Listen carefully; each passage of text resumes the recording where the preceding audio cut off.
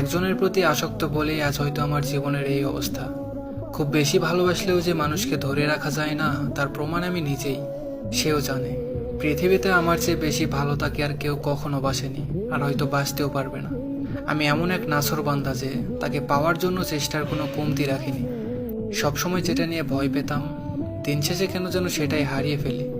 এক আকাশ পরিমাণ অভিযোগ নিয়ে তার সাথে সব সময় ছিলাম, কিন্তু সে থাকতে পারেনি।